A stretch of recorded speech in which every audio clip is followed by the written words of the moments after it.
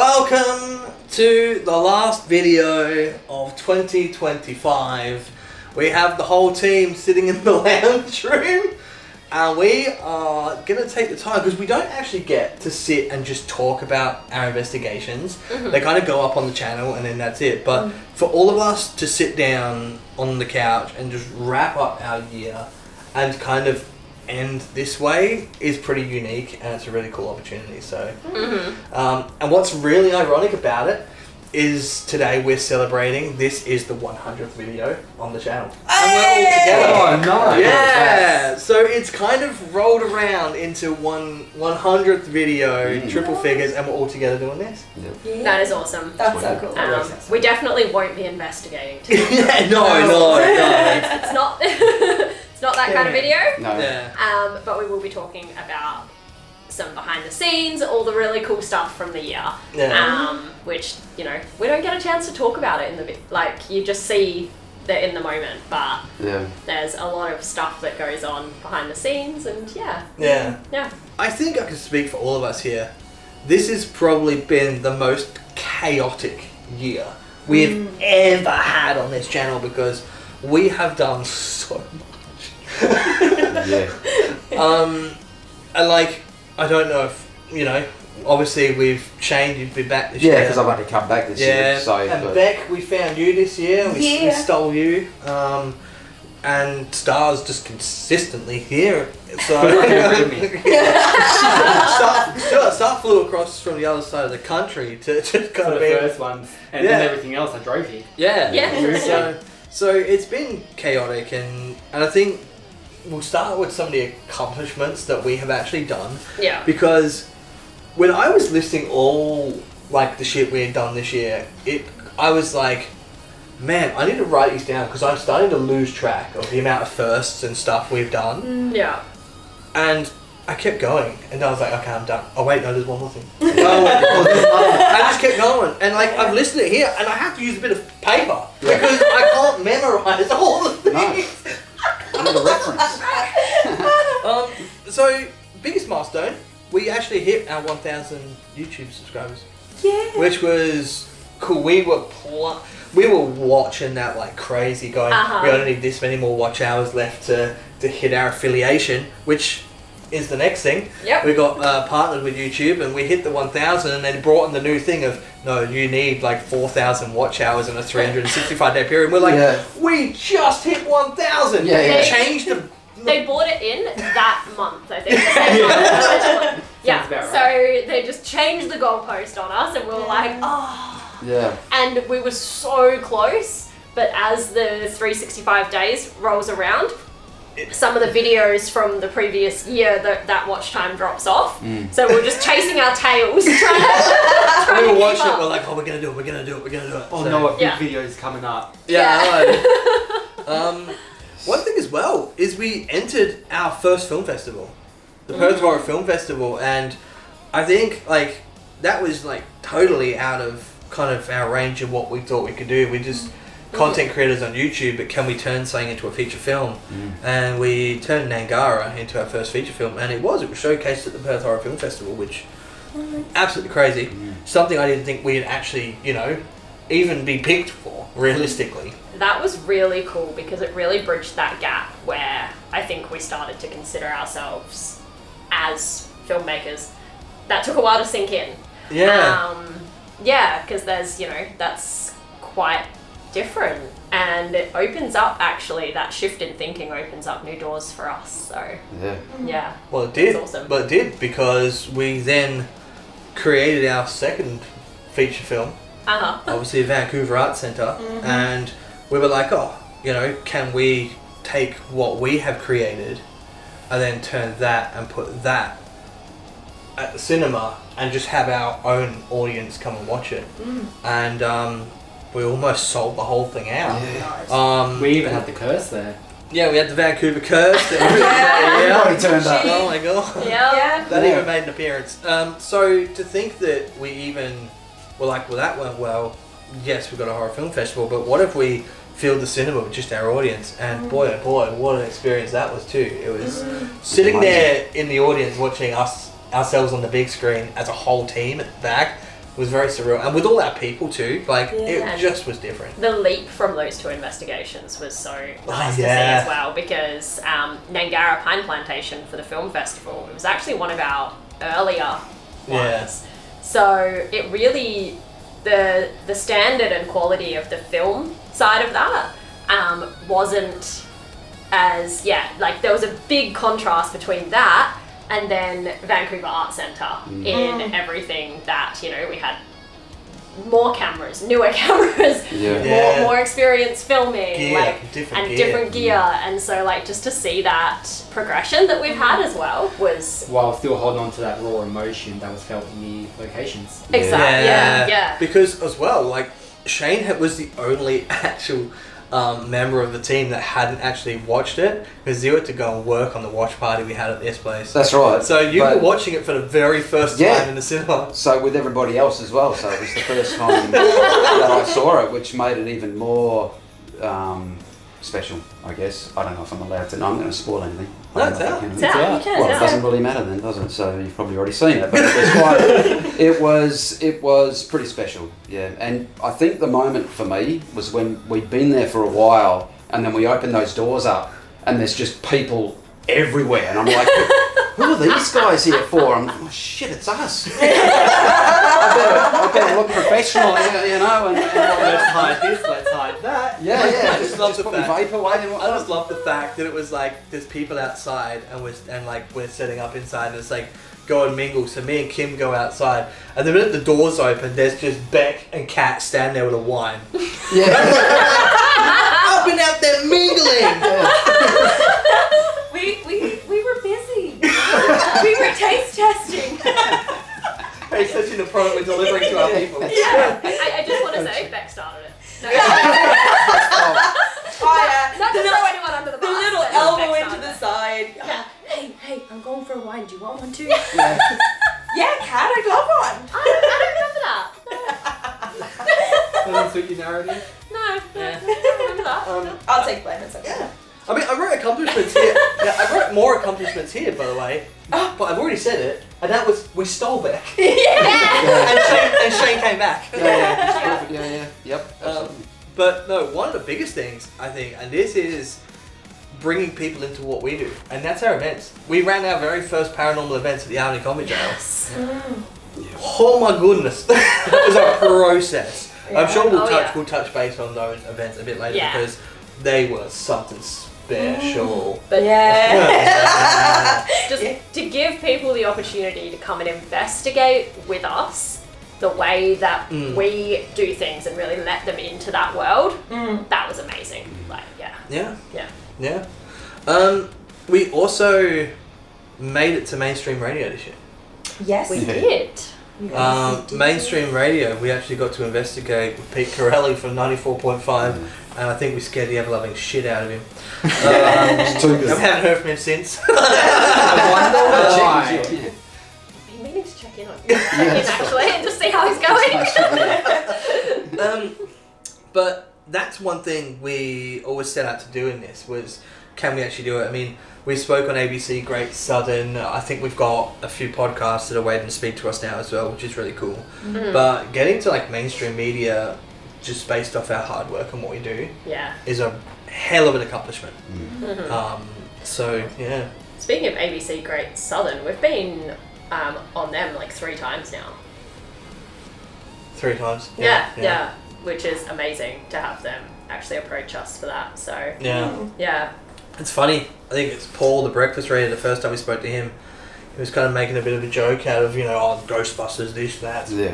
And Kat absolutely schooled him live on air, which was funny. I want to re-listen. And when we got back, ironically, they contacted us last weekend, I think it was, or was it weekend? And they were like, "Hey, I see you've been to Camp Coronet. Do you want to talk on the radio?" So I rang him and I was like, "Yeah," he goes, "I think I've spoken to you guys before. It was the same dude." And I was like, "Yeah, we have, man. Yeah, we have." Yeah, And, we have. Then I got a message being like, and Vancouver Arts Centre too. We'll talk about that. We didn't even get to Corona. They actually played snippets from our Vancouver investigation on radio. Oh wow. Oh, that's Yeah. so cool. Yeah, they played it on radio. That's so, cool.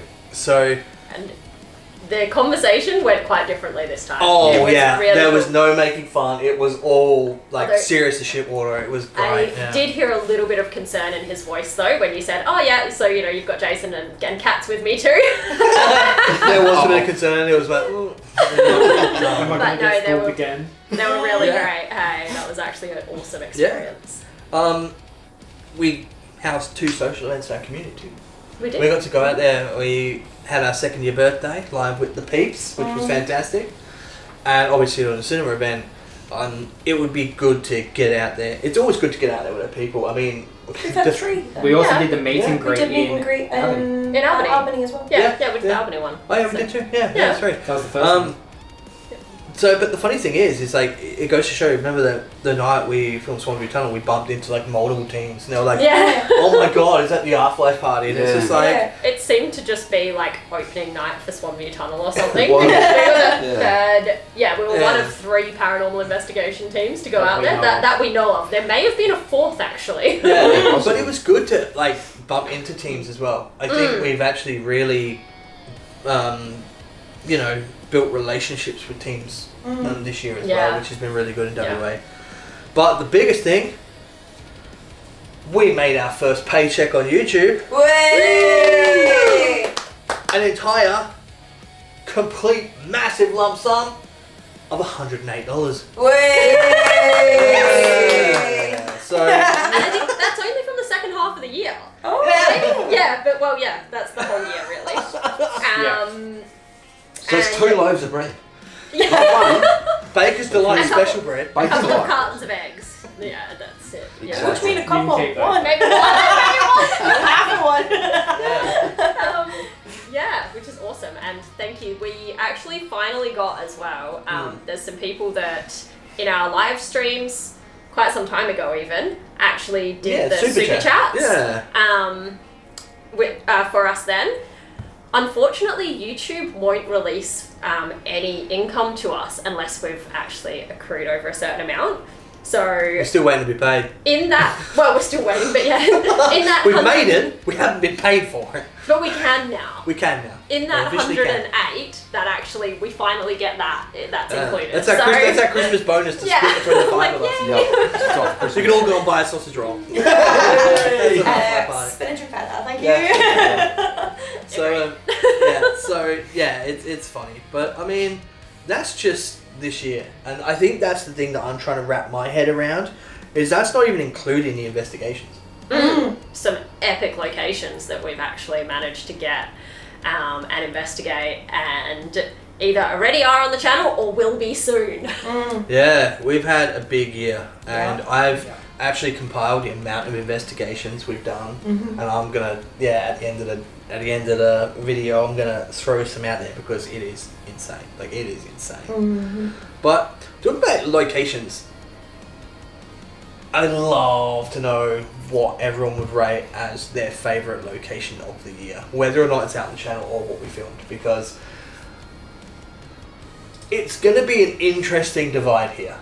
Because obviously, Not a divide, but we should have a good variety. yeah, variety, that's probably better. Because it's interesting because everyone experiences different things. Because obviously we separate and go in like different groups during investigation. And some signs might be quieter than others, and other people's experiences there are different. So it's kind of interesting of what we're all going to go for. It's quite a personal thing. I Yeah. think your favourite location. Yeah. Yeah. Which will be. Shane, do you want to start us off? Seeing as you're the newest one on Yeah. the team, There's Back nothing- on the team, yeah. Nothing I've filmed that's even up yet, obviously. So it's, I'm sure any time now, right, guys? It's like that. Obviously, for me, favourite location's obviously going to be something from Albany, Yep. without a doubt. But I'm going to say there's one particular location, I won't mention which one, that was potentially my favourite, but it was also potentially my least favourite, and that's all I'm going to say. So for me, it's got to be the town hall. Yeah. Yeah. Has to be. Yeah. Yep. Yeah. Nice. Yeah. Yeah, and obviously it's not out yet, so we're Yeah. zipping on some of the evidence we caught. But honestly, the Albany Town Hall is insane. That was way up. Yeah, that's So definitely missed up it. there, hey. Yeah, definitely up there. Definitely. See, I'm stuck between two. One of them is the town hall, and the Yeah. other one is Edenvale. Yeah. Mm-hmm. Yeah.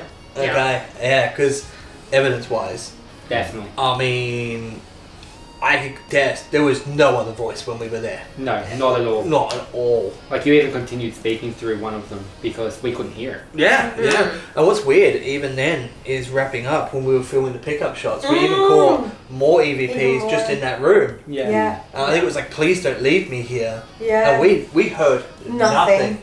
The only one I heard was when I was filming where the markings are on the wall from where like they had the fire. I did hear like a no in my ear, and I was like, did I hear that right? And then post-production, oh, hell yeah. Yeah, you heard that right. Oh yeah, you did. That is some of the clearest DVPs that we've ever had. Yeah. Yeah. And the fact there was the rumour about the basement, and then capturing that right after a question about the basement is unreal. The way it Yeah. fits. Yeah. Yeah. The evidence Incredible. is so in line. But it was also Yeah. the first in Pinjarra too. Yeah. Yes, it was. Yeah. And it felt good. Yeah. I like that about that one as well. Like although we did end up being asked to leave, I think that just throughout we did have some good back and forth, and it was quite just a nice investigation. Yes, it Yeah. was. It flowed really It well. flowed. That Yeah. was It was yeah. also Yeah. Beck's official. That was my first Yeah. official investigation as part of the team. Yeah. Yeah. Yeah. Alright, Kat, what do you know? I am going to mention two as well. But the one that I can probably talk about is I actually really enjoyed investigating the Albany convict jail. Again, when we went back there to do Second our time. events, mid-year and in November. And that unfortunately won't make it to the channel. Because for those, we weren't filming for the channel, we were just there to experience it in the moment with the guests that we had come along. And we just got some really awesome evidence, and I feel like we closed a little bit of a chapter in that sense. Like investigating the jail there, we've never had anything really negative come through either. Like it's always very welcoming. Yeah. And Just me with torture devices. one of the just the odd torture device here and there. Yeah. Nothing too serious. It's funny because some of the tours this time, the torture device came up and they actually said, "Where's Star?" Yeah, they did. There was someone that attended was like, "Where's Star?" I was there in spirit. Well, we got 3 and Star wasn't even there. Yeah. The trend has been broken. It's now on you, Beck. Excuse me. But there is the story of the Albany convict jail where there's the woman, the really tragic story from the women's cell block of a girl who died there and miscarried and died. And they never really knew her name. It wasn't documented well at all. And we got on the first one some communication from a spirit who told us several times that their name was Amelia. We were pretty confident at that point, weren't we, Beck? 'Cause we were together. We were pretty confident. that was her name. That was her. When we went back in November with the second group, we had Amelia come through again. Yeah, we did, but we had asked a specific question, asking like, if you're the girl that was in that room, can you just tell us your name? We already think we know what it is, and then literally a couple of minutes later, Amelia. In the history, didn't they say that that's one of the possible names as They well? said Amy or which Emily. is quite Emily. close. Very, and very if you similar. think about it, Amy and Emily, you kind of combine those and you And kind of you got get Amelia. Amelia. So So it's very similar to what the research actually had. Yeah. Not quite, but so And similar. those names, I think at least one of them came from a psychic who came through and said that was her name. I can't remember where the other part of it came from. So the fact that that's what we've gotten twice, that was just amazing. I love that place. The other one that I'm just going to give a little special mention to, because I love my unusual locations, is when we investigated Quarrenup, Star and I set out to find a certain place, and we actually We never saw him again. I don't even know how we did that. we actually ended up investigating just the most random area outdoors that we were never supposed to investigate, and we were there for a really short time as well. And I won't share too much about it because obviously it's not out on the channel. But that is probably one of my favourite locations. The view before that. Oh, the view is beautiful, yeah. But just You because trust these two. it was somewhere that we weren't meant to go to, it was such a short thing, but the continuous back and forth conversation that we had with a spirit there was just incredible, and we would never have known about them had we not accidentally ended up at this random Something piece meant of to be. bush. Was it meant to be? We walked the wrong Yes. way, we found that spirit. And yeah, like that was just a really awesome, really awesome experience. I That one. think it's funny you say the convict jail because I think when the last time we were there as well, we had a representative from the Albany Historical Society there. So who would read the history of the Albany convict jail to Somebody. the people at the Albany Historical Society? And there was one thing I brought up as well, and she was like, "Yeah, that didn't happen." And our evidence with our devices and the spirit actually Had a backed me different up that idea. day. Actually backed me up that day, and she was sitting in the male side Yeah. of the convict jail when it happened, and then she was like, "Oh well, Must have okay been. then." Yep. I stand corrected. But no, to actually have her come up and say, "You did a really good job at the history." She said there was one thing that we didn't get right, but if she was there for the first group of people that came in, she would have had a very different opinion on that. Yeah. And that was the black hole with the Irish people in the cell. Yeah. Because we actually did get communication of Irish people being in that cell. Yep. Yeah. But she wasn't with the group that was there for that part. was So I on was the like, other that's the side. one thing she corrected me on, and I was like, oh. I was like, if only you were there. Yeah. The first one. But the Albany Convict Jail always shows up and shows out. And I think that's why we ran the events there, because we always know something's going to happen. I mean, earlier in the year, at the McGoverns, with Josh and Josh legging it out of there, was awesome. But for me, one that I think, and Shane, we investigated a lot of this one together, so it was pretty active, and based on some of the evidence we captured, is the Perth Bell Tower. Yeah. no, you For guys- me, that one was insanely cool because we have history of, spirit attachments there. And I think that's the one time on the channel that we have actually had stuff that's alluded to that. Yeah. And it's not very often you get a location that has things that date back way further than, Than WA. than WA. Yeah. And to have spirits, when we say attachments, it's like not just To to the objects. location, but actual objects that have come to the location. And I know when we went off and we did the split from Kat and Kim, Yeah. our side was crazy. Yeah. So as far as, and this is something I'm going to ask everyone as well, because why did we pick these locations? Is it based on evidence? Is it based on how fun it was? Because people are going to have, we set out to prove the existence of the afterlife, right? So is your favourite investigation based on accurate evidence, or is it based on the amount of evidence, or is it based on you liked it, was it a fun thing to be on, the team was all uppity and high on V or whatever it was? Do you know what I mean? Yeah. What do you mean? So it's interesting why we choose them and where everyone comes from. But Beck, sorry to you, yours first. Yeah. Oh, okay. Well, obviously one Gary Theatre. That's when I came on board officially. But obviously a lot of things were confirmed there for me from what I have been experiencing there for like the past year and a half that I was there before I met you guys, and to have all that kind of confirmed and proven with equipment and things was insane to me. And then we had that watch party and you were like, "You want to be part of the team?" I was like, "Yes, please." Tell me twice. But first proper investigation with you guys, I think Patrick Taylor's is one of my favorites. It is my favorite. It's top. I'm glad you brought this up because I have a special place in my heart for Patrick Taylor's, and I know Kat absolutely hates that place. And I know hate's a strong word, but it is borderline hate. I am just very uncomfortable there, and I have no desire to investigate there again, like, I just do not feel that need. Yeah. No, Yeah. I loved it. I loved it. Yeah, Honestly, these two loved it. Honestly, Energy-wise, we were up there with the energy, the evidence we were capturing, things going off, and we weren't even in the room. You know, it's wild. It was wild, and it was like. So what I'm hearing though is next time if we do investigate there again, we'll be investigating there and Kat will be at the pub. Yeah, I'll go investigate the old Spencer. No. It's funny. Investigate.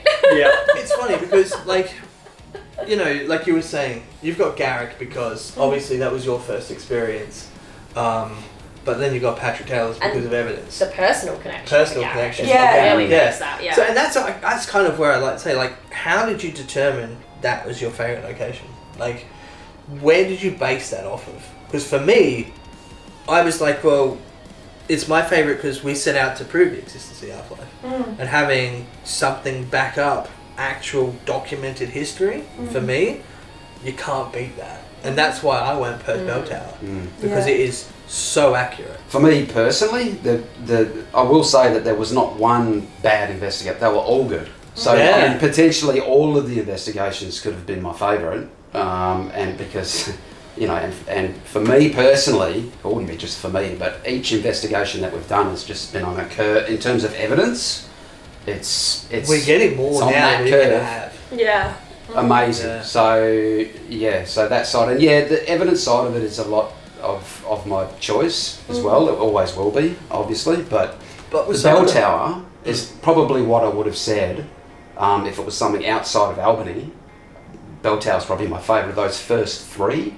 Yeah. That was fantastic. That was just really good. The location, the evidence, the vibe. Yeah. And you know, and it was just everything. And I'm really, Bell Tower, we just had good vibes all night, and we'd come back from Albany where we got some of the darker stuff happen, and we'd done some really heavy sort of investigations up until then. Then we went to the Bell Tower. And it was just a really nice night. Yeah, it was. And it was so good and just like almost refreshing. That's not really the word, but like what just you needed. Yeah, it was what we needed to really just get that spark Maybe for some. ignited again. I don't think I was off the hook that night. No, you were never off the hook anyway. Because we're investigating, you're copying something. That's right.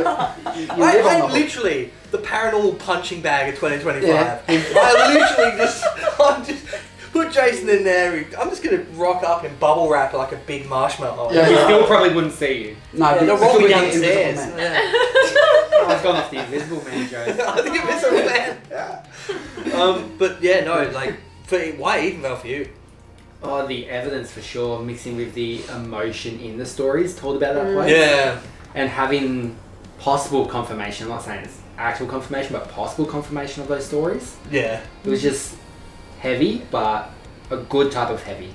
Yeah, there's definitely a lot of secrecy to that one. Definitely. I think that the intrigue for Edenvale was there. Yeah. Albany Convict Jail, I mean, it goes without explanation, I think. I've given some pretty good reasons there already, in terms of just the vibe.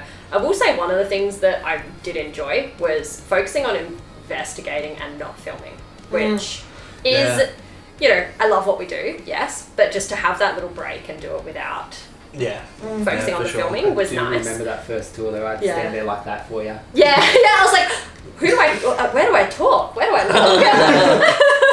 look? Something's missing. Not used to try. Yeah. Anyway, I suppose there was people in a call. Not used to that. Awkward cat out on show. Yeah. I warmed up eventually. You did.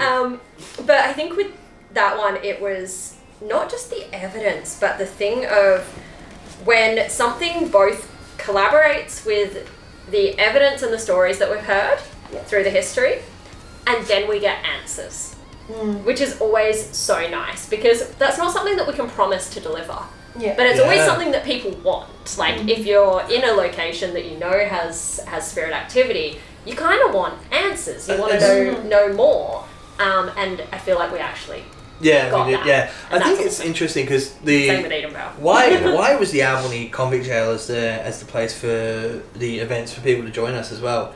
Is we actually got approached by a historical society to do that. Now, Kat and I were thinking about actually going and doing one of those events for people to join us, because everyone's been asking us for ages, like, can we come out with you? Can we come out with you? And obviously, filming investigation for YouTube, it's more than just investigating. There's a whole production side of it that people probably don't even think of. We have to be watching everything, cameras, audios, mics, stuff like that. And it's not as easy as just investigating. This channel goes way beyond that. But opening that up, they approached us about it.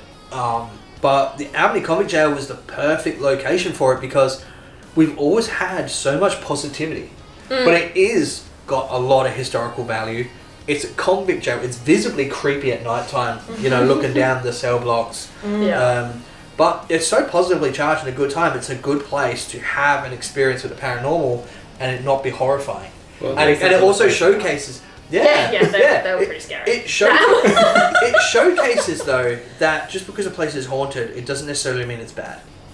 And that is, definitely don't judge a book by its cover in that location, because, I mean, there's children's spirits there that are very playful. There's spirits that have a good sense of humour telling me to walk properly with my dead leg. You know what I mean? There's and it's definitely was a great place to actually house our first events for that. Yeah. And that we can separate and give them a more intimate experience by dividing the group to different sides of the comedy jail. So. Yeah.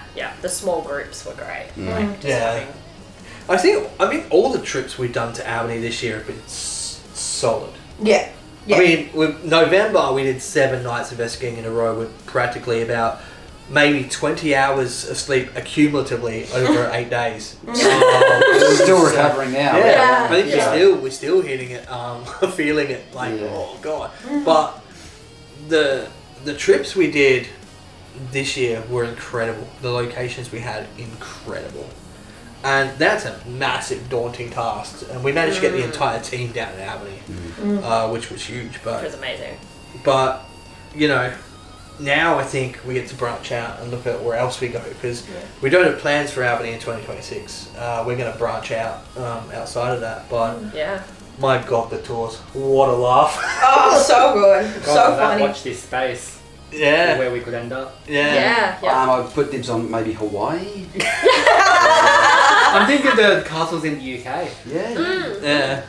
YouTube we might need to earn a little bit more than $108 on YouTube. 150 will do it? Yeah. I have faith that we will get there one day. But I think because we've wrapped up, obviously we're talking about a lot of Albany and our favourite locations are based on evidence. What is your standout piece of evidence for the year? I had a good think about this. Ooh. I know one. At the Roundhouse, Chirpy found his wings.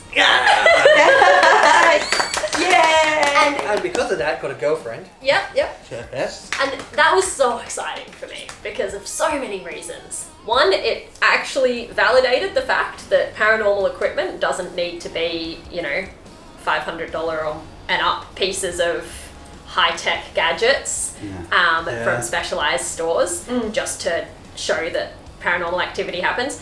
Paranormal activity happens all the time in people's homes, workplaces, out and about, wherever, without that stuff. And something just so simple can provide the best evidence. And for Chirpy to finally go flying was really validating of that and really exciting. People laughed at us for having Chirpy or Boo there and that, and it's but you don't understand, full-blown poltergeist activity takes a lot of energy to do. For Chirpy to go off the stocks, we've been asking forever since we started for people to roll Boo. If there's an investigation location with a staircase, we shove Boo at the top of it. And we've been asking for ages to roll Boo down, but for Chirpy to go first, I actually didn't expect.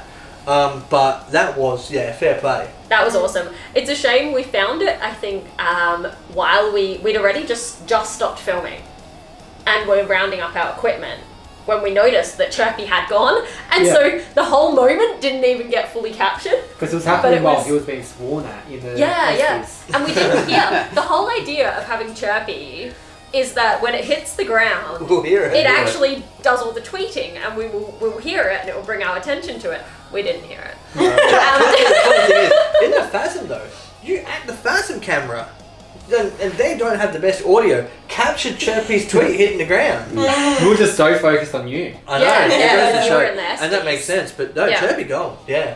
That was Proper poltergeist stuff. Yeah. Can I swear? Yeah.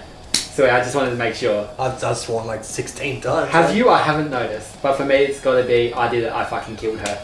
Yeah. Yeah. That Yeah. That was extreme, yeah. And do you know what? I had that down as well as one of mine. And like we obviously spoke about the EVP capture, but for me, I've got to do it's a 2-joint location, and that is the Lighthouse growl, followed by the Patrick Taylor growl, and those locations filmed like September and July, like that long apart, and it had the 2 cat balls opposite sides of the location go off simultaneously at the same time on both locations.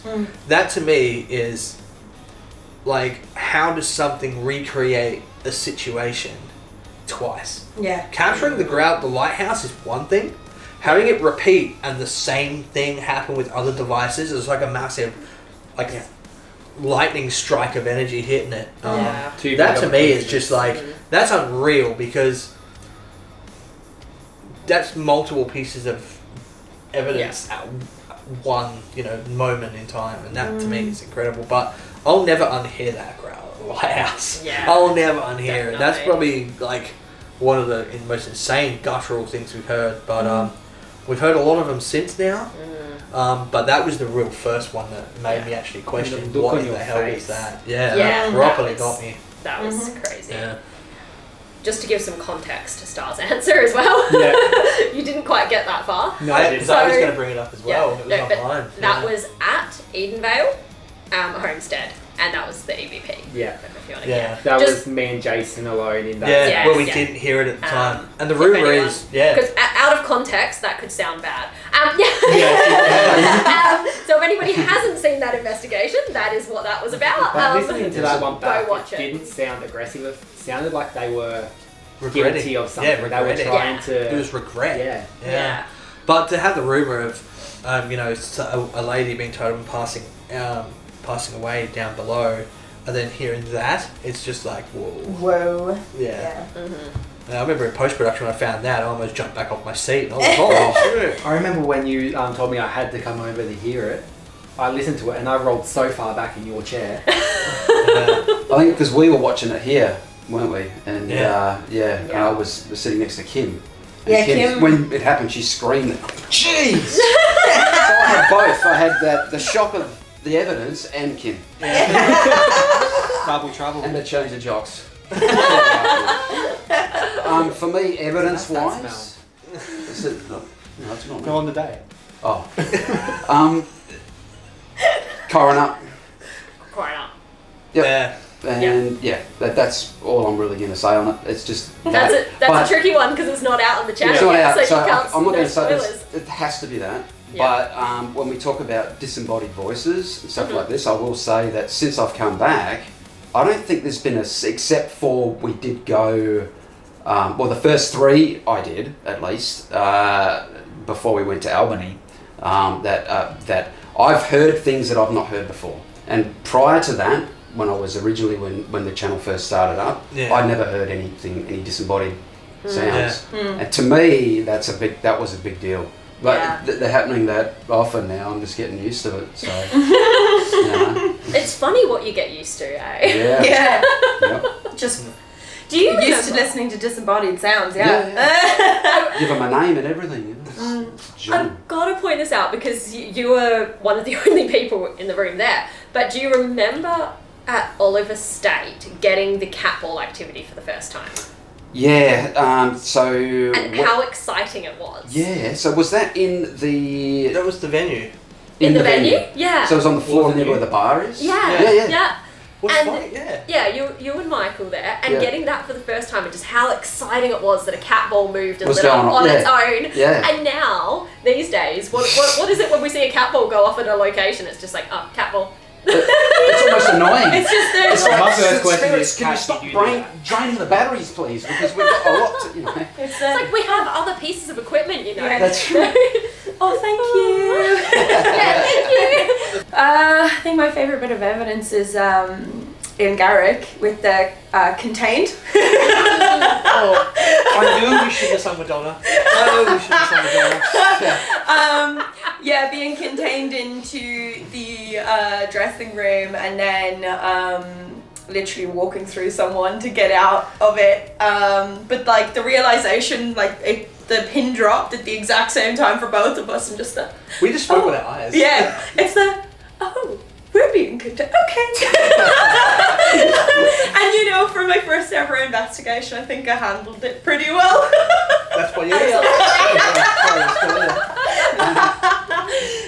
But yeah, no, that was intense. And then like it was just a little, oh, we've just walked through someone to get out of here, cool. And like we knew that we had to walk through someone because it was freezing cold and we had the aircon off, everything off, so we were sweating balls. And then walking through an absolute freezer box of a doorway, and I was just like, whoa. I think the funniest thing is that gets a bit forgotten from that piece of evidence as well, is then we walked back. Yeah. And then, because we left the spirit talker running in there. Yeah. And we walk off past the stage, and I'm talking to Beck, and she's like, get off the stage, come this way, right? Yeah. And then the bell goes off in the room, right? Jason didn't hear I it. didn't hear it. Beck tells me, he goes, the bell went off. The bell just went off. I did it. And the spirit talker in the room goes, obviously. You can't overlook that part because it's like, oh. Yeah. It was so rude. But it was just the you good? I feel like I'm about to get sick. You good? I also feel like I'm about to get sick. Should we go for a little bit of a walk outside? Yeah. And then you hear footsteps like guiding us out. I think that's a perfect example of like what you're seeing from like this side of the screen. It's like you're not picking up the feeling in the room. Yeah. And that's one thing I don't think we'll ever be able to capture and get across there, because being in the moment is...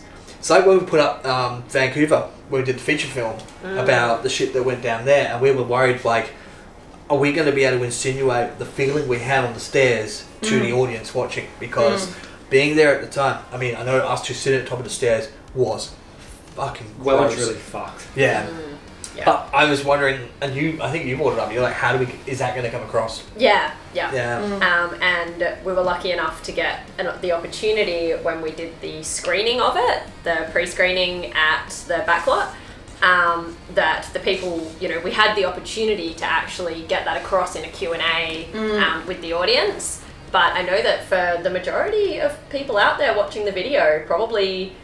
haven't really heard from us the extent of what that was like in the moment, even though we talk about it. But it'd be interesting even to get feedback from people of what that was like and how that was, how much that sort of came across. Because I tell you what, looking at the video, it's disturbing, but it doesn't convey the feeling that I had in that moment. Yeah, in that moment, And the absolute like terror. Like you can see that I don't start speaking until I take a few steps back from Jason, because I was like, I feel like I'm about to get shoved down these stairs the way he's looking at me. So give me the camera. I'll take a couple of steps and then I'll start talking. I think this is funny. Like we've talking about all the investigations and evidence, and like, Vancouver has not been anyone's. Yeah. Have you noticed that? Like, Yeah. I mean, it's like a borderline possession there, but like the staircase was like super powered. I don't know what was going on there, but I didn't mention it because I can't remember it. that's what I'm saying. Yeah. There's gaps of my night there, which is it's just like but that felt shit. Like the minute we moved from the first room, it felt shit from then to the end. And I know it shook you a bit. We spoke about it with the Q&A when we did the feature film, but it's funny that none of us mentioned that, because I think to an extent it made us all feel shit. Yeah. I think just so uncomfortable, and it took so long to process. Yeah. Like it was the kind of like,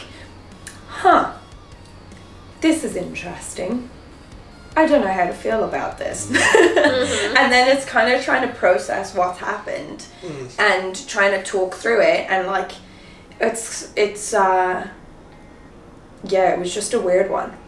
It is a weird one. It's a weird one. It's not like my least favorite, and a question that we always get is like, will we go back? I've always said, yeah, I would go back. Yeah, it was We uncomfortable. definitely do things differently. But yeah, I do things differently. I like more protection in place, kind of thing. But it just goes to show you that it doesn't matter really how much protection you have. Yeah. That shit can go wrong. Yeah.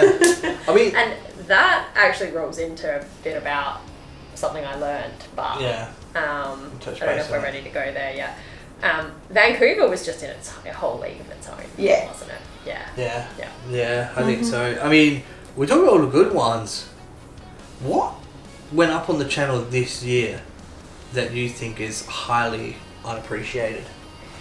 Just underrated. Didn't get the love it deserved. Let's.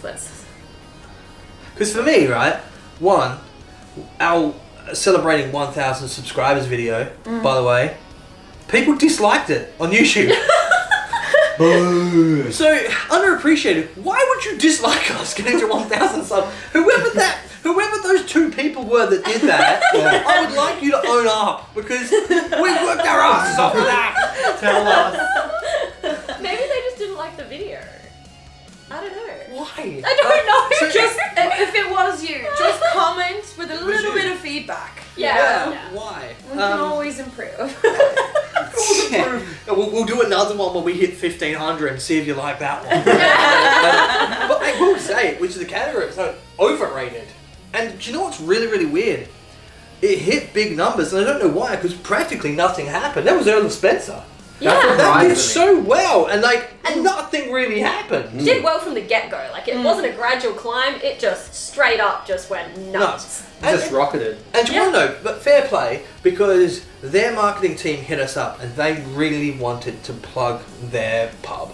They And did very well on that. they really did well. So I squeezed every bit of juice out of that video as I could to give them as much content as I could, because they really wanted to show it off. Yeah. And I'll tell you what, I did struggle editing that because I tried to give them so much and there really wasn't too much to give them. Because I think for them, they had so many experiences, either, themselves or the staff who had worked there at different times, had so many experiences, but they had nothing to really show for the fact to show this is a paranormal location. And so I think they were really excited to get that from us and then to show it to everybody. I think there's that validation of like, this is real. I don't know how much it validated for them. Yeah, I and think so we we got just, so little because the spirits knew them. They didn't know us. Look, it's a prime example of, like, we put it up in its entirety because it shows that not every time is going to go nuts. Yeah. So when things like that do happen, it validates our experiences when they do. And there wasn't nothing. We I think that we definitely captured enough to show that There's something. there is activity Well, I there. got touched there. Yeah. That was your first Estes as well. It was. And, we got enough for that. But as far as compared to the videos on our channel, it definitely didn't hold as much evidence as some of the other things. So My underappreciated one, probably for the year as an investigation, is the Fremantle Roundhouse, because that actually doesn't have a lot of viewership considering it's the Fremantle Roundhouse, and that was active from start to finish. We had 4 hours inside there to get what we got done, and we had about 3.5 hours of actual recorded investigating, which goes to show how much we really just zoomed through setup, getting stuff done, pack up, out. From when we started to when we finished, it never stopped being active for the entire time. And some of the evidence there, chirpy, the Estes in the cell, the knocking on my door, the accuracies in names coming through, cat balls going off, the bell going off. We had multiple things in that courtyard just spark. It was active, but for some reason, it did get viewership, don't get me wrong, but as far as like Earl of Spencer and our random scout at Edenvale, which is just us talking about the history, like they peaked way more than the Roundhouse did, and it's really confusing. So go watch the Roundhouse if you haven't. Please, because it deserves a lot more love. It does, and Yeah. it's a really awesome video. Like, epic investigation. So yeah, It's one of check my it out. It's one of if my you haven't favourite filmed ones that we did this year. seen it. Yeah. Yeah. And we are going to be going back. We've been given approval to go back to the Roundhouse, Nice. so we got the opportunity to go and give it another crack. So, yes. I was gonna, like, for me, see, I didn't know that the views were down on that, so that's straight away going to be what I'm going to say, because that's a fantastic investigation. I didn't know that the views were sort of low. Yeah. So I'm going to run with that as well, because that's really surprising. Yeah. In Yeah. fact, that's the first I've heard of that. Yeah. So definitely watch it. Yeah. 100%. Yeah. Yeah. So, I've got 2 different ones again. yeah. The Roundhouse. So that's 3 for 3 so far. Yeah. 4 for 4. And the Roundhouse as That's well. why they call it the Yeah. Roundhouse. Because it's Yeah. anyway. And the other one that I had was up against Earl Spencer, the convict jail, Albany convict jail. That's Yeah. at a late peak. Has it? Yeah. So in the last month, that has actually skyrocketed for some reason. I But am actually so happy to hear that. yeah, Yeah, but to same. be fair, I couldn't that believe only it. happened in the last month. But we uploaded that as the first video of the year, Yeah. and it just like Yeah. the whole year. And then at the end, it's just gone up, and that's probably because we went there at the end. Yeah, of the year. it's- But it's taken. But we went there in July. And it didn't make peak. no. No. It did a tiny little bit, but that was uploaded in January. The first thing that went on channel this year. Yeah. And you're right, it literally stayed relatively flat. I wonder if Vancouver Arts Centre coming out actually then caused people to go and find the Albany convict jail video. Or any of Potentially. the other Albany videos. Any Yeah. videos, yeah. Yeah. Who knows? Like, we can't explain these things sometimes. Like, it's a combination of what people choose to watch and what YouTube chooses to put in But front we of did people. put up the Estes experiment. That also could have helped it. Because we did the Estes experiment Maybe. in Albany Cold Jail. That didn't Around really- that time, that's when the investigation started. Really? Yeah. Yeah. Ooh, okay. So I wonder if Didn't us know going back there and doing the Estes in the black hole actually helps the investigation video. that. Yeah. Maybe. That's pretty cool. I have one more to add to that. And this is technically not an investigation. I think if you haven't seen it yet, go check out the Brig Amity scan. It does not have views. I understand why. Maybe it doesn't have views. Like, it may not be the thing that you're gonna click on, but goddamn, like, that is just What is it? The only video where you threaten to actually steal a location? yes. I had to convince Kat that the brig was not a pirate ship. Yeah. He didn't do a good job. You were even Oh, planning where you're gonna hide it. Yeah. Where we're gonna hide it, was it? Or did we just I think how were we you were gonna gonna take it? No, how we were Kat gonna was talking get it? about the rum, I think. Yeah, no, but wait, we did. I did have a plan for how we were going to actually take the brig, like, where we would get a crew to sail our pirate ship. It was just a really fun investigation. It wasn't an investigation actually. It was a scout. Yeah. And it was just I'm- looking at looking at history from just a new fun point of view, which is And not by the way, it is a recreation of the actual brig. It's not Yeah. the real brig. yeah. But yeah. But it does have artifacts and stuff like Yes, that in correct. there from the original Yeah, brig. it's a bit of a museum. Potential for attachments and things like that. Yes. It's very symbolic and representative. And the port of it a came lot, in on. and the port and stuff. So That was we awesome. would actually love the opportunity to go and investigate the brig. We have no plans to go there next year. Until No, now. 2027. 2027 maybe, yeah. I mean, At the moment, I think we're all Albany'd out. Yeah. And mostly because those trips take up so much planning, so much time, so much money. They're very expensive as well. 4 months of planning goes Yeah. into one trip, And- and we've done it twice this year. Our annual leave as well. Like, this is the entirety. Yeah. We don't go on holidays. We just No. go and film. We do this, So, yeah. um, And it's not a holiday either. It's No. we're working Yeah. like So- crazy. I I'm more think tired from this than I am from work sometimes. Yeah. so by going back to Albany, that actually prevents us from going and exploring somewhere new. And so I think by not going to Albany next year, it just opens up a whole new world of options for us of other trips that we can do. Yeah, which is for sure. really exciting. I mean, like, with all that in mind as well, like, what's your takeaways? What have you learned from this year with Afterlife Party? Something you've learned. Lots. Well, everything basically. Where do I start? So what Kat was just talking about with the preparation you know, pre and post investigation. You see, I mean, we're aware, but not fully aware. So it takes something like the Albany trip, where we had to be a part of all of... See, normally when we go on a single investigation, Kat and Jason have already done all the prep. So we turn up, the cases come out, and everything's just ready to go. And then once we're finished at 3 or 4 in the morning or whatever it is, we go home. And these guys have got to do the post prep. And it was only in the Albany situation where it became very clear how much extra time and you know, and the lists that Kat put together, you know, they read like a James Clavell novel or something, right? These huge lists with checkpoints, like double-sided.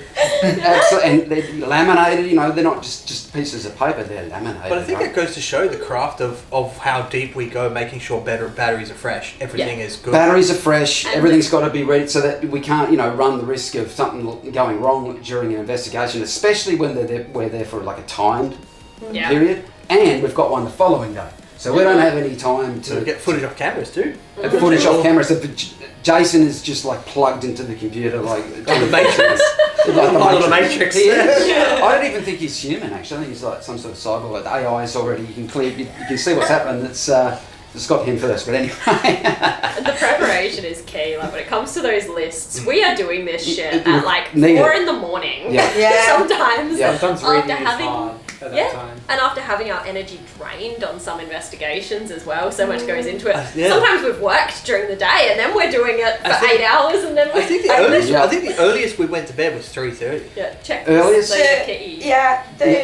The struggle I had was going to bed at 3 o'clock in the morning after a really, really, really long investigation and then getting up to go on a 7-hour bus ride. That was one of the things. That was a big one. That was a big deal. Just because they're really, I mean, you know, I would know more than your average person as to how much goes into these videos, but I didn't really know the full extent until I think that's what people don't understand with our channel. It's huge. Yeah. And that's the same thing when people sort of do approach us sometimes and ask, oh, like, you know, we'd love to come out and investigate with you. It's not as easy as that. Yeah, there's actually so much that goes into it. You know, we've got 5 cameras and everybody needs to know how to film. There's more what now. to film. 7 now. 7 now. There are 7 now. Yep. How to work all of those cameras. Yep. As well as like understanding the equipment, because that's such a big part of what we do is actually learning how each thing works, what circumstances you should use it in and which ones you shouldn't, and all of that, which, you know, that's okay. We can always bring people in on that, which is exactly what we did at the Albany events. But when it comes to actually putting together a video, knowing when to speak and when not to speak, because we can't have, you know, audio contamination and things like that, there's so much more to it. So yeah, it's a big deal. Shane can attest to. Absolutely. Yeah. You know, you can see the videos, obviously the quality of the videos are just fantastic, but this is why. It's because of all the hours that go in before and after each investigation. Yeah, I don't think people will ever understand, like, I mean, you can't unless you've done it. Yeah. I mean, it's not as easy as we'll just investigate with you. Yeah. No. Because although we all want to be there investigating, we all take turns in filming. We all take turns in working the camera, rigging the mics, rigging up our statics. We do it all. We don't just have people that jump in front of the camera to do just the fun stuff, because the investigating is like 10% of what we do. Like being on and investigating, that's only 10% of what we do. Yeah. There's a whole other 90% that actually makes to be that more accurate, 10% probably work. 10% of what you do. Yeah, I was thinking that. Jason never stops. Like, I mean, and then of course you got all the video editing of, you know, which you'll get into that I think a bit later with statistics and stuff like that. This guy, this is why the turnaround between videos is because it's no one else can really. But even when you're in front of the camera, you're continuously checking cameras. I think I was saying, like, with the Serpentine Bridge School, when I was filming Kat talking, and I was looking at the furthest phasm to make sure that was still going. I was looking at the closest phasm to make sure that was still going. I think I was paying attention to the camera I was filming on to make sure you're in shot. Also that the audio is going, and also timing between when the bell was ringing. And that was just like 5 things I was just juggling in that moment. Yeah. Well, I remember on one investigation, you moved very quickly. I can't remember where this was. But we're like, are you alright? You go, yeah, I'm just checking cameras. Yeah. Yeah, because we saw you just looking off like, what happened? And you're just like, no, I'm just checking. Do it in this room, by the way, the whole time. Yeah, I've been watching you. I've been watching. No, I'm looking at all the camera, making sure the audio's still going. That's right. Someone taught us well. Everyone is well and truly conditioned after the Albany trip. That's right. But yeah. It was almost like a crash, got like a military shape up for the war type situation. Oh Wasn't it? no! It was a little bit, wasn't it? After Vancouver and us going out and not checking And the not audio, I've been spot on with checking the audio since then. Same, hey, like 'Cause that moment just sticks in my head. Yeah, It's like Rebecca, check the audio, or it's gonna be like Vancouver. Yeah. But what about you, Star? So, once again, I'm sticking to trends. I've got 2. Yeah. The first one's more of a humorous one. How much V do we go through? Oh my V. gosh. Not even just be mother as well. mother as well, but how much do we go through? Actually, if I had my phone with me, I wrote a note of this because I was thinking about some of the stats of the trip at one point. And one of the ones that I wanted to put on there was how many, like the number of energy drinks consumed. And I don't remember what it was off the top of my head. I think I do. What was it? 62. Yeah, it'd be something like that. Yeah, number of energy drinks consumed. In 2 days, I went through 8 of them. Yeah. Yep. So I was averaging about 4 a day, and that's 500 ml So cans. I may have underestimated yours slightly then. So it could be higher. It would be higher. Yeah. It was at least, that's all I was drinking, was 4 a energy day. drinks. Yeah. And my I coffee have that a I was feeling it was drinking. more than 62, to be honest. Had energy drink in it. No, I put Yeah, it wasn't water, it was energy drink. literally in the mornings it was a dessert spoon of. Oh, coffee, yeah. That's the big one, right? Bigger than a Yeah. tablespoon. Yeah. One of them, like straight in, like so 6 normal spoons, and I'm okay. Oh, off we go. you're measuring? I'm just chucking it in, You you just know? tip it straight in. Straight from the can. Yeah. Just put water into the coffee jar. The other one for me was, doesn't matter how much intent you put into something, you're not always going to be safe. Yeah. Yeah. That, I think, is a big one for you. That actually does lead into mine a lot. That was definitely the learning that I took away mid-year after Vancouver was that, like how much we can do all these things to protect ourselves, put in place our boundaries and our protections and all of that. But at the end of the day, if somebody wants to cause harm and has the power to do it, how much power do we really have to stop that? And I kind of liken that to, in life, we're dealing with everyday people, and sometimes no matter how many boundaries and protections you put in place for yourself, people can still be freaking assholes. Like, doesn't matter Anyone how can good come boundaries are. From to you from behind, can't they? Yeah. You don't know what's going to happen. Yeah, so, that was kind of one thing. But then to follow on from that, in our second trip to Albany, I really did learn something different in just how we can explore different ways of setting our boundaries as well, and the direct communication and stuff like that. Like, I think at one point we kind of just started opening the door a little bit differently and saying, we invite any spirits from this location to please communicate with us. And then when we're closing down communication, being like, this is it. Because And the change it had on that investigation was and crazy. it just changed things so much. And so it's just really important to make our intentions so clear. We can think that we know what we're saying, especially because we've been doing it for so long. It almost becomes an automatic thing of like, this is my intentions, and you just kind of repeat that same similar thing. But just really honing in on like, what do I mean and what am I intending and all of that, and being like, You start to see any sort of adverse effects happening that you don't expect, then things like that tend to become a little more important, don't they? And we'd almost kind of got to a point where we were like, we don't know what to do because things are happening and we don't know what to do. And then I think just really reframing it and that, taking a step back and looking at what was happening and reframing it, we actually regained some of that control over the situation. And that was a learning for me, I think, that, like, it was almost like both of those things throughout the year. And so that was nice. Yeah. Well, one is obviously, because I'm new to all of this, was learning all of the equipment and what each particular one does, what it's for, what it's actually like used for and everything like that. So that was one big learning curve this year. But also following from Vancouver and then into this trip in Albany is really honing in on like really being in touch with yourself and knowing exactly where your energy levels are at, and that if you feel like that's dropping in any way, shape or form, that you need to say something. But it's like, just being in tune with yourself while doing it all, so that you know where you're at and you know if something's happening. And that way it helps the other people you're investigating with as well, because if they know that you're vulnerable, they're going to be there for you. Yeah, it's so important. That's such a thing, Yeah. actually. I think we will all take that away this year. Yeah. To an extent. We all have that takeaway.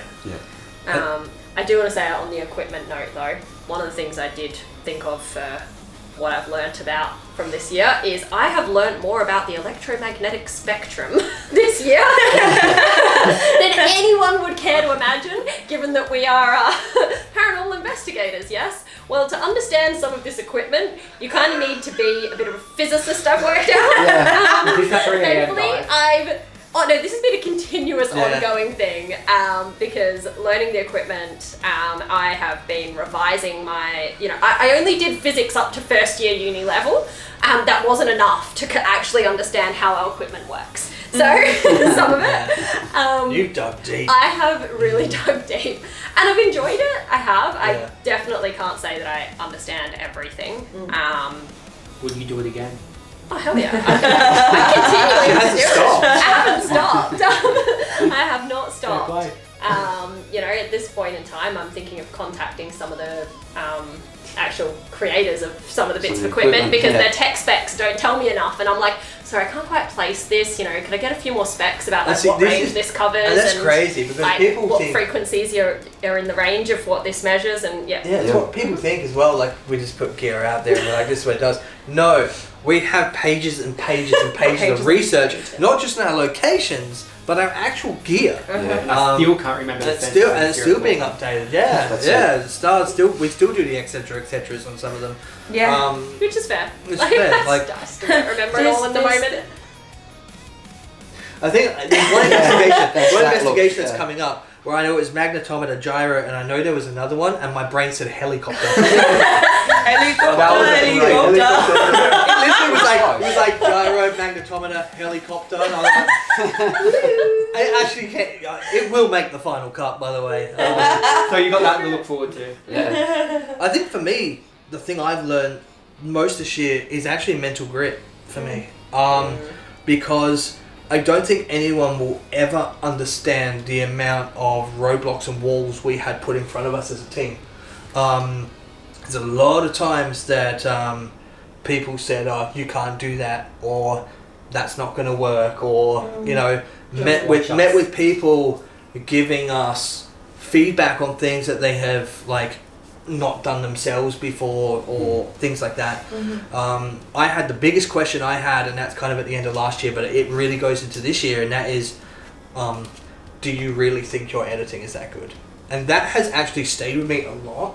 And the one thing I have learned was to actually believe in myself and go, you know what? It fucking is. And I think that for me was the biggest switch, because that stayed with me, and it actually affected me a lot behind the scenes, sitting at that desk editing all these videos this And it year. doesn't matter what anybody else says, it's just has stuck there. It has stuck and you had there. to come to that yourself. And I had to come to that myself, and that's very personal to me. But for me, I never once swayed away from what we were doing. I said, no, I do believe in this, and I've stuck to that same formula.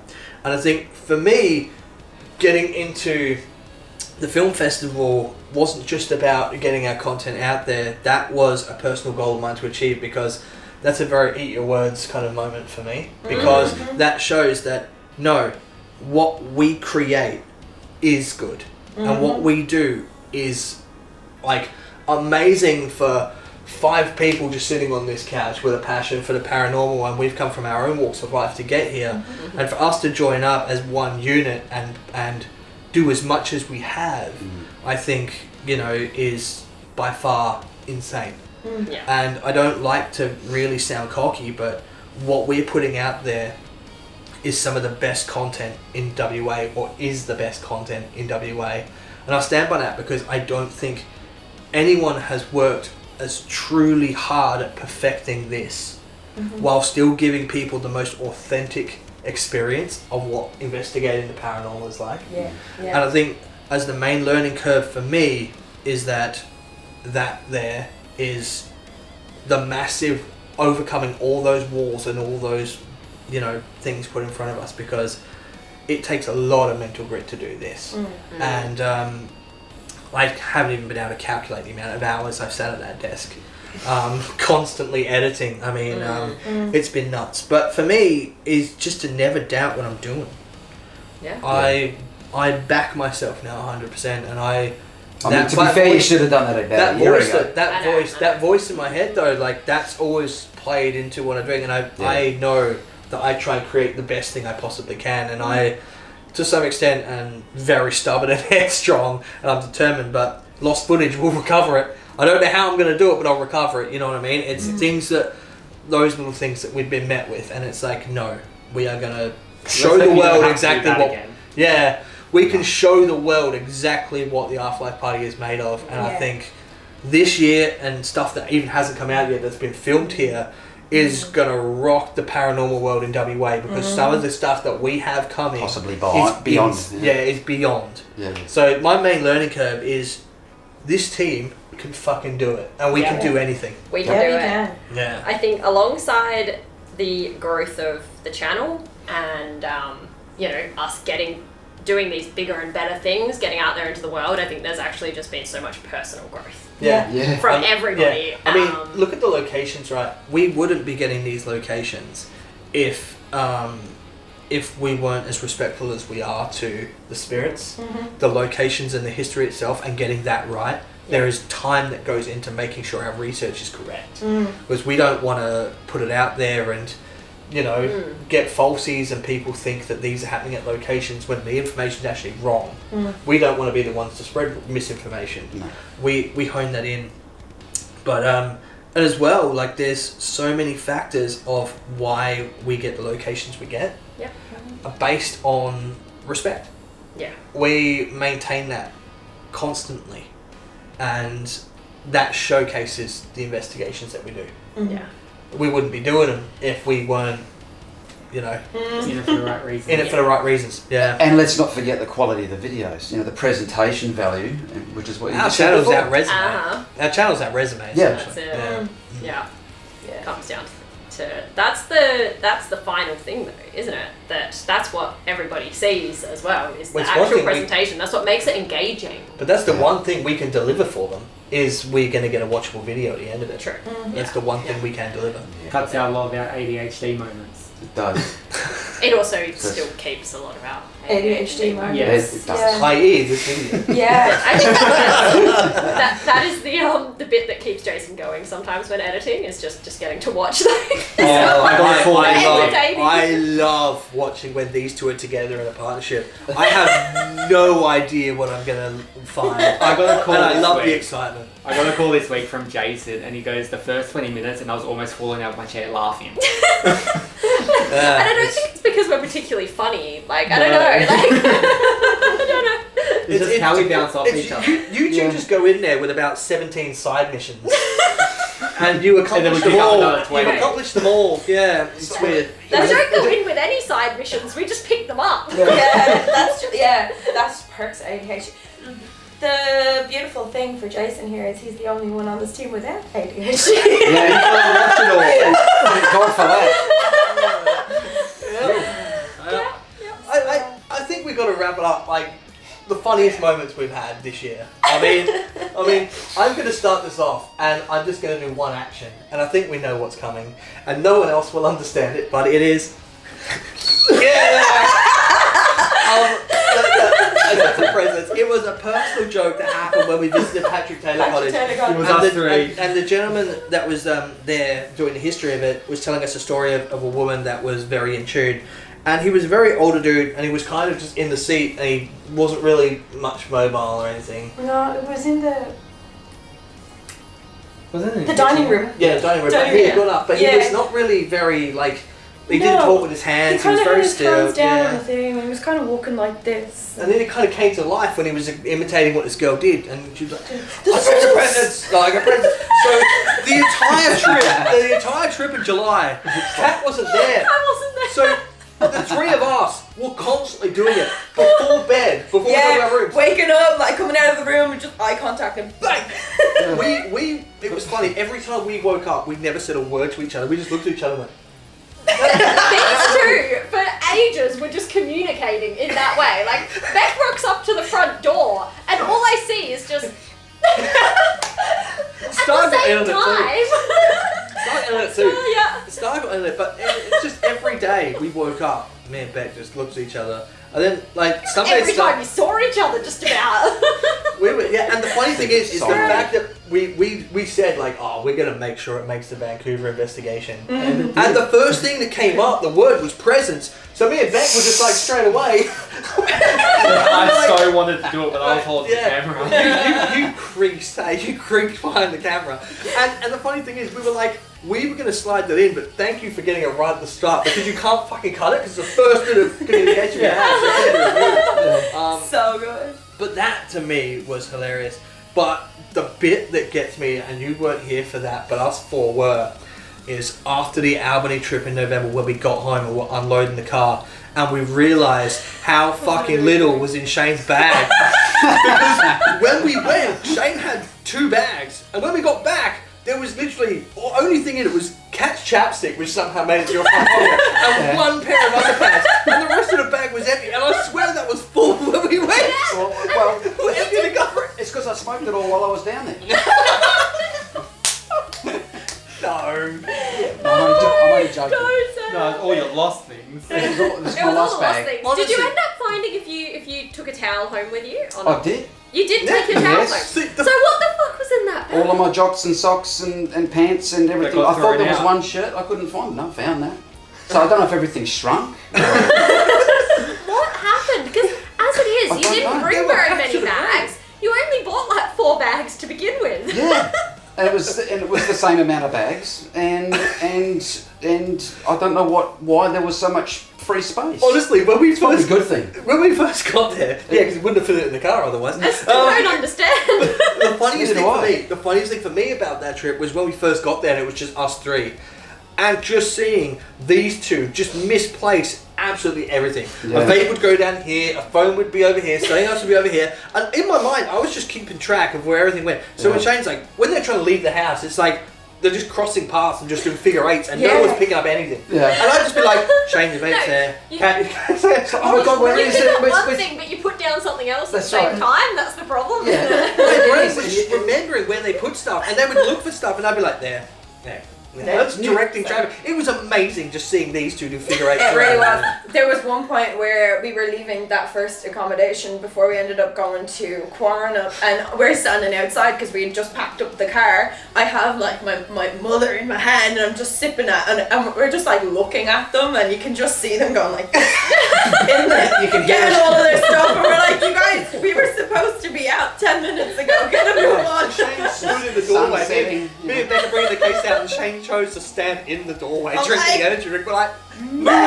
sorry, I think you were doing your checklist, weren't you? You were The- just the like, have I got mental- everything? Yeah, that's yeah. right. I don't know I what was in that tried. second bag. All of that sand. Oh, that was the one full of sand. That's what was all over the Right, yeah.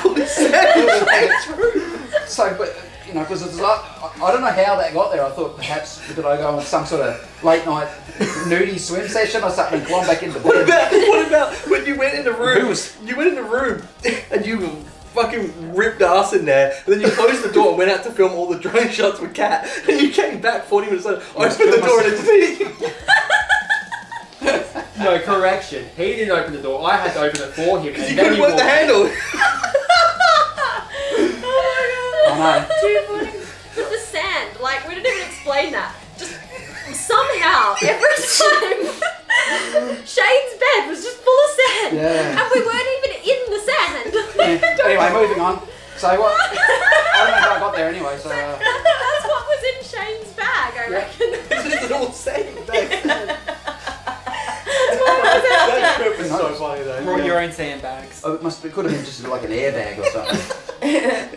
Alright. It's okay. Alright, well then anyone else go for it. Oh, I have two. Yeah. One is me trying to say I can't see without my glasses, and I can see with my eyes coming out of my mouth instead. When it came out, I was just like, what the fuck did I just say? I like the Jasonism is just spread to the team, I think. Yeah, Yes. because there's me trying to look at something on the camera, and I'm like, Jason, come here, I can see with my eyes. I can't see without my glasses, what I'm trying to say. I can see with my eyes. I can see with my eyes. And then the second one is, it was Connor. Is that me? Oh no. It was it's like, I'm here. Well, I'd like to think so. We were 23 minutes in and I'm sitting at the top of the stairs and I go, yeah, I'm here. And Beck just goes, Well, I'd like, what? And I was like, I don't know why I said it. She goes, like, fucking, what was it's it? like, I'd like to think you were. I said it randomly as well. I was in the middle of an investigation and Yeah. no names came through, nothing came through. And I was like, I'm Jason. And I was like, why did I say that? It's just out of nowhere. It's just no reason. It was like, we like, it was like something like, oh, can you hear me? Or something. And we're sitting there trying to listen, and I'm here. I'm like, what? I was like, well, yeah! I'd like to hope so. Jason's compulsive need to fill silence with something. Yeah. I have from any orifice. Yeah. Yeah. Right. I have Go start. two. Only because it's been mentioned, I'm going to mention it again. Us going for the cemetery. Oh, yeah. That was yeah, hilarious. yeah. Us That was at great. midnight high. Yeah, yeah. And my second one is, Jason, what year were you born? Oh no. Three times. I was born in 1869. And then I was like, no I'm not. I was born in 1969. I fucking wasn't. I was born in 1989. I even got that wrong when I corrected myself. Another one as well is like 3, 2, 1, after party. Yeah! I had so many of those moments this year. It's just insane. I mean, in his case, that's a pretty accurate statement anyway. After party, Yeah, yeah, too. you got to yeah. fill silence anyway. With duck noises. Quack, quack. Shane was worse. It was worse this last trip. At least I was polite. I closed the door after. He wanted to hotbox himself later. That's exactly. Go on, Yeah. Shane, what have you Save got? the best to last. Yeah. What, me? Yeah. Funny. Oh, there's been so many. There's so many. You know what? I'll say that some of the responses that we've gotten through have been really, really What, with funny. the catful? Yeah. Yeah. Walk right. I will say, without going into too much, because this is stuff that's not up on the channel yet, but there is a lot of sarcastic, in a good way, spirits involved. Yeah. There are. Lots of And- sassiness. Yeah. And the sense of humour that comes through through some of the devices is, I think, it's just as incredible as Yeah. any evidence that we get. So, and really, really funny, some of the stuff. So, Yeah. I hope to be that kind of spirit when, Yeah. when I'm there. Yeah. I'll be right there with you. Yeah, yeah. You're a piece of shit. Yeah. Fuck you. I cannot narrow it down because Stars just mentioned one that reminded me of something else. Sorry. Which is yet another Cat and Star adventure. The penguin! The penguin. The penguin! So, we, on the way to the lighthouse, when I decided that I did not want a bar of Patrick Taylor Cottage, so we went to the lighthouse instead, and on the way there's just this something in the middle of the path. In the pitch black, we're just walking along with just our night vision camera rolling, that's about it. Walking along the path, and there's something in the distance, and we're just like, oh no, like what is this? It doesn't move. Get up closer. It's a plush penguin, about this tall, just sitting in the middle of the pathway. And I'm like, is it a plush penguin? Is somebody in there? Like, is this like a penguin? Are they watching it? Are they watching us? Is there somebody in the bushes watching this penguin to see what happens? Is this like somebody trying to lure us into a trap right now? Are we going to die? Like, this was the scariest thing that Star and I actually encountered that night while these guys were getting all of what they were experiencing at the Patrick Taylor Cottage. The scariest thing just about that Star and I encountered was a freaking plush penguin. Do you remember the two things that I did with this penguin on the way back? Yeah. The first one, we're climbing up that hill with all the equipment, and I just turn around the car and go, if that fucking penguin is at the top here, because it wasn't right at the top, like, that thing is fucking here, I'm dropping the equipment and bolting. And then on the way back, we found where it was, and it was still there, and I took selfies with it. On the way there, I didn't want to approach it. We just kind of stopped for a while, and I think at one point I was like, get a stick. Like, can we just like poke it with a stick and just make sure? Just making sure that it wasn't alive or something. Side quest 47. I was. No, it was number 48. Making sure. The penguin was trying to park. The penguin was, that was great. And one of the other ones has to be I don't even know what investigation it was after, but we had some great fun just playing in the playground. Oh, the end of my the God, first yeah. Hopped up on red creaming soda, like bunch of little wasn't kids. Can I just make That it was very the clear? Mine was knocked Oh, it was. over twice by you two. You're what? My cream and soda was knocked over twice by you. I moved it so it wouldn't get hit again. I didn't do it.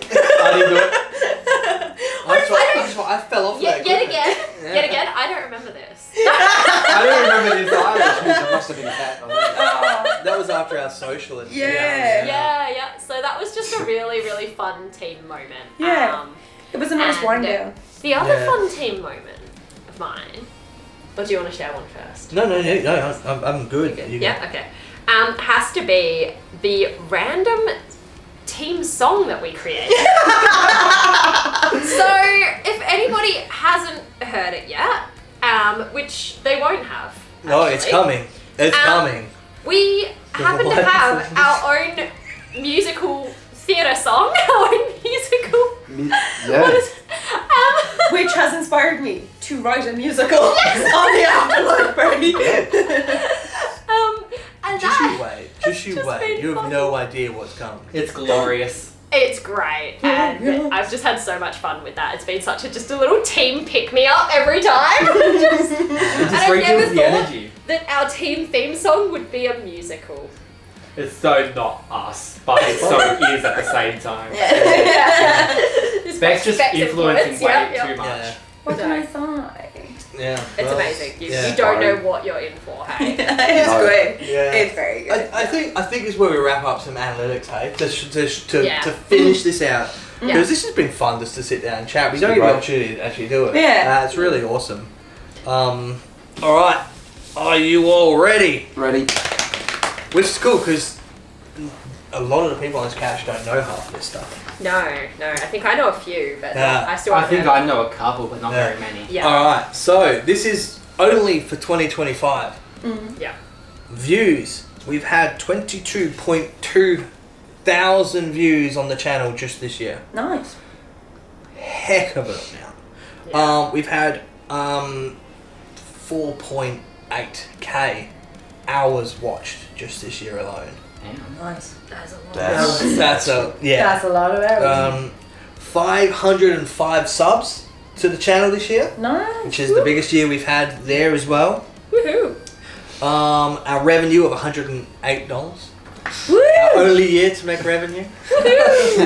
Send the bar high on that one. With a total number of 20 investigations for the year in Whoa. total. Wow. Which I saw the list and I just couldn't. I thought, really? Yeah. Look at this list. It's So- it's running out the front door. So our top 3 videos watched this year on the channel. At number 1, the Point King Lighthouse. Makes Nice. sense. And that generated 1,985 views Wow. Damn. this year. It is the quickest video to climb to those kind of numbers. That's right Makes sense. now. It's not That's the right end of the year yet. Yeah. Is that going to hit 2K by the end of the year? Yes, it will. It will. Yes, It will. it will. Yeah. If it's not there yet, feel free to watch it. Yeah. Yeah. With the silver medal was Edenvale Homestead Part 1. Whoa. 890 views since its What? upload. Yep. Unreal. Damn. And 3, at 807 views, the Earl of Spencer. Yep. No way. Yes, Howard the way. Earl. Yes, way. It's crazy. Whoa. We've had 34 video uploads, as well as 3 live streams this year. So, Yeah. Wow. Yeah. Yeah. So that's a total. And 2 yeah. movies. And we And haven't 2 even. fish movies, films. yeah. Yeah. Films, We haven't even done a live stream in a while. No, no, it's We crazy. should be able to do it again soon. YouTube impressions. This is insane. 225.1k impressions through YouTube. That's from other content coming to us and leaving impressions through click-through That'll be rates. through shorts Wow. as well. Yeah, through everything. Nice. Yeah.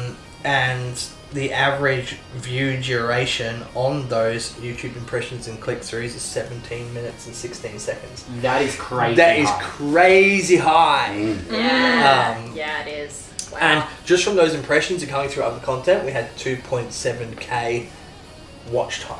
Wow. Okay, On that's that. so good. And So that's, that's- from people that aren't necessarily subscribed, aren't necessarily looking for us. They're Correct. not looking for our content. They just find us. Getting hooked on Yeah. something. Just appears in front of their face. Yeah. Yeah. Which is hella good for us. And I love this stuff because it's open book with our audience. This is the inside scoop of how much we're grinding. And some of you might not understand these numbers, but it's crazy. Honestly, it's nuts. You would be amazed at where people. I love having a little Oh, look yeah. sometimes at where those impressions have come from, because we can actually see sometimes what videos they've come off the back of. Yeah. Yeah. And seeing where YouTube decides to promote our content sometimes. And then sometimes it'll be like a video that's not even in English. The title's not in English, characters, like we can't even read it, and it's about something so random. But even ChatGPT is promoting us. Yeah, true. Yeah. True. What's insane as well is that one of our impressions came from Ghost Adventures. Yes. Ghost Adventures actually suggested our Not content. No way. Yeah. That wasn't just one impression either. We got quite a few through Ghost Yeah. Adventures. That's so and good. it It's was really cool. it was off of one of their videos. Yeah, Yeah. we ended up coming through. Yeah. And That's so so cool. yeah, people watching Ghost Adventures got to see us come up as a suggestion. Nice. Yeah. That is actually unreal. I know. I can't believe that. So yeah, I mean, know, as far I as saw how it the other day. as far as how people found us, 26.9% found us through YouTube's browse feature. So that's just what's come up on their homepage when browsing. Nice. Yeah. 26.9. That's our biggest. Wow. It came from people that That's Why do more we than even I run thought. Facebook? from that channel. Yeah. So 21.2% off channel pages, which is from our actual channel clicking through.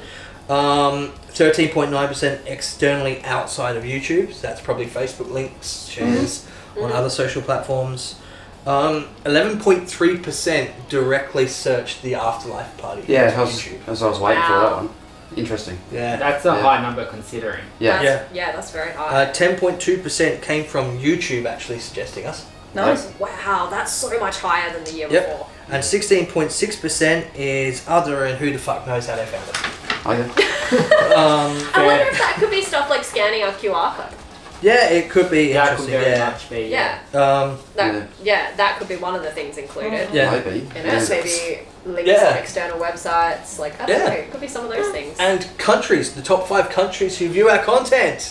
Oh, this is cool. Drum roll, Yeah. please. Number 1, Australia. Whoa! Really? What? Oh my Believe god. I thought it was going to be Iceland. Number 2, I think it is. here we go. The United States of America. Ah. You're second. That is an achievement in its Yes. own. That is. Number 3, the United Kingdom. I knew that one was number Yep. 3. Yep. Number 4, oh Canada. Go Canada. And number 5, to round out the top 5, it's an even split between 2 countries. Indonesia and Brazil. Shout out to our Indonesian and Brazil followers who got to the page. Hell yeah. And just some other random things to spit out as well. Our average view duration over the whole of 2025 of average view watch time on a video is 29 minutes and 27 seconds. Wow. That's incredible. That I don't think people understand how important that is, getting past the first 30 seconds. To have an average view duration of almost half an hour, when that's 1/3 of our longest videos, is insane. Given that most videos, within the first 30 seconds, you lose two-thirds at least of your audience don't stay past 30 seconds because they just look at it and go, nah. We're and so the fact that left is watching a lot. that many people leave within that time, that pulls down your average by heaps. So to still have an average of 30 minutes when some of our videos aren't even 30 minutes long, is actually just incredible. Yeah. So good. What's interesting as well is we have it gave us the female and male split of who's watching our content. Oh, can we see? What do you think? Well, I mean, but that's the thing, female and male, but I mean, is it all inclusive? Well, there is a stat for that as well. Yeah. Knowing how Google does it, because if you don't put your gender in, it assumes. Yeah. But I would put that 60-40 female. Female, yeah. Yeah. I already know. Yeah. So you're what do you reckon? So I guess. Well, I'd be silly not to go with you guys, wouldn't I? Well, they haven't answered, so we don't know. Yeah, I'd say I would assume about the same. I would also assume, yeah. Alright, so we got 0.9% is user specific. So Okay. that's like you were touching on, Shane. Yep. So you have a 47.3 and a 51.8 split. And 51.8 split with the most watch goes to the men. Yeah. What? Yep. Wow. Yep. Really? Yeah. Most of our events have majority females. Yeah. Male And predominantly. super unusual for paranormal content. It's Yep. just a field where, a lot of females, a lot of women are just really interested in the paranormal Yep. and watch that kind of content. To have that split is just bizarre. It's Yeah. amazing. Yeah. I knew it'd be close, but I thought it would be the other way around. Yeah. So 53.9 of the people watching percent of our audience are subscribed to the channel as well, which means there's 46.1 of you that are not. So what are you doing? I'll get my notebook out. Nah, it's to have that's a pretty cool split. Normally it sways the other way. Normally you have less of your subscribers watching your content and more people that aren't subscribed. So considering that is so close, that is also shows the work we're doing behind the scenes as well. Yeah. People are coming back. Yeah. Yeah, and a fun stat to finish it off: 46.6% of our viewers watched us on their TV in their lounge rooms. Oh. So thank you to half of you of bringing us into your homes to watch us. Yes. Because without you, none of this would be possible. Yeah. So if it wasn't for you guys, we wouldn't be here doing this shit. That's So, it. That's it. And that's pretty cool. We've just become, evening television Yeah. for so many people. To be fair, I'd prefer to watch this than the news. So. Yeah. I like to think I'm at Right. least partially entertaining. I watch most things over the news. But that wraps up an insane year for us. Like, that is a lot of work, a lot of stuff. We all work day jobs. This is not what we do. So we do that outside of our normal day-to-day grind. So it goes to show the work. And I'm very open book. I like the audience to know some of that stuff because it's things that people might not think about. And that shows the hard work that every single person has put into this channel. So from me personally, I want to say a massive thank you to every single one of you because everyone has worked their ass off and it's been an insanely stacked amount of work that we have to do, but it wouldn't run without everyone doing their bit. So a massive thank you. Everyone has fucking come to the table this year, and out of passion and out of respect for the channel and just out of all of your motivations, at the end of the day, like, everyone has just really come to the table and been there just 100%. So thank you. Well, that's what teams do, doesn't it? Yeah. And in return, thank you for having us and giving us the absolutely. opportunity to do it. Thanks for inviting me on. Best year ever. Well, that's where half the views came from. Those eyes. Thank God. I know, right? Yeah, the eyes, yeah. Yeah. It's like, shit, You I can better see with subscribe. I can see them, yeah. You can see with them. Thank God you can see with them. Yeah, only sometimes though. But I think that wraps up one hell of a year. The 100th video is just us sitting down having a chat. If you stayed this far into it, well done. Thank you. Thank you. But 2026 is going to be huge. It is. Big thank you to Jason for being the driving force behind all of it. Oh. Because without that, there would be no Afterlife Party. And sometimes that is a thankless job in a lot of ways, running the ship and just being that driving force, keeping everybody going, keeping everybody motivated, and putting in the freaking work. Like, Yep. you know, as much as I do some of the work behind the scenes, it's got nothing on the amount of hours that go into editing and getting locations, actually Socials. doing that communication, all the socials. You know, if you've contacted the page, there's a 99.8% chance that you've spoken with Jason. There might be a 0.2% chance you've spoken with Kat. 0 for the rest of us. So just all of that work, and you know, we wouldn't be here if it weren't for all of that. What is it? You're working your job during the week, but then you've also got 2 full days in that work week that you're also editing at the moment. Yeah, and then there's time outside of those days as well. Yeah. I was awake till 2:30 in the morning editing investigations last night. And the night before. The night before. Yeah. And probably the night before again. It might have been. I think it was 3 nights this week actually. Yeah, and that's my work week. I'm waking up and I'm on shift at like 8 o'clock and 9 o'clock in those days in the morning. So, yes. But no, thank you. I'll let you wrap up now.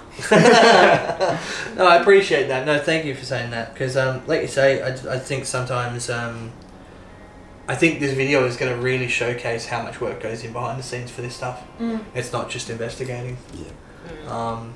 I think it's about time we're able to speak about that too. Because I don't think people truly realise to an I've extent. really learned, you know, that as much as I came into this, you know, because I love paranormal and wanting to learn so much about the paranormal, you know, and the afterlife and all of that stuff, I've landed on so much more than that, and that is that, you know, our YouTube channel is so important because that's our resume. That's what shows the world that we're respectful people and the way that we operate and stuff like that, so that then people can trust us and get to know us and allow us into these locations. And the science behind the equipment. So that's such an important part of it.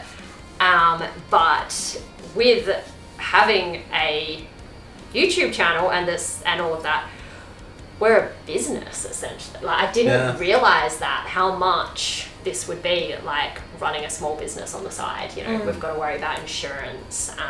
You know, there's a lot of the logistics and contracts and just all this stuff that you just don't think about. And I've really stepped into that world. You know, promotion and that sort of like, advertising content and just so much stuff that you would never think of, I never thought of, and that I realised that you've been holding for all of this time as well. And, you know, having really stepped in a bit more this year, and that's one of the biggest things I've learned about it, and it, really gives me an appreciation. Like you said, you know, you've really learned what goes on behind the scenes. Absolutely. I've done the same. And he's got sort of a unique kind of role, because all of us have got our strengths and weaknesses and whatnot, but we're all we're all neurodivergent, aren't we?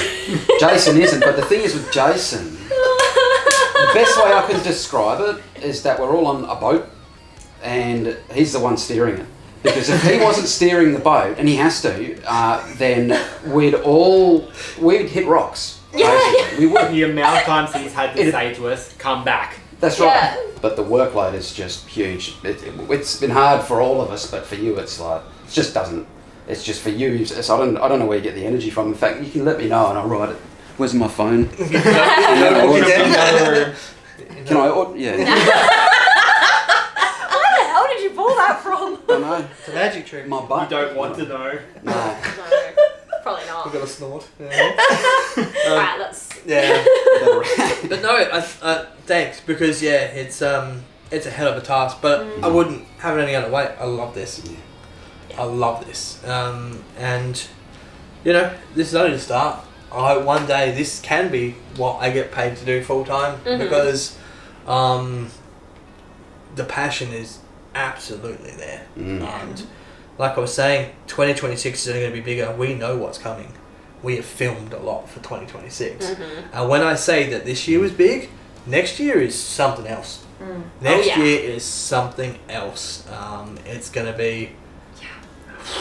It's going to blow everyone's minds, because like Shane was saying with that curve is at a sharp bend now. And it is insane. Quite steep decline. Yeah. It's no linear curve, let's put it that way. So thank you to all the locations that have had us, and the people that have hosted us along the way, and the people that we've met along the way, and those relationships that we've built through this year that is going to make next year so freaking awesome. So big thank you to all of those places. Anyone that's had us to allow us to investigate, anyone that's had us to come in and do a tour, the AHS for letting us come in and do our thing at the convict jail, and the Garrick, and all those kind of people that kind of helped push us in that direction to get some content out there. It's for allowing us and trusting us with your venues. It's huge. It is huge. So, and to you guys for supporting us All of along the you. way, for subbing, for watching, for sharing, whatever it is you choose to do with our content. Jumping on board and buying our merch. Yeah. What are they doing with our content? I don't know, they might watch it late at night by themselves. I don't know.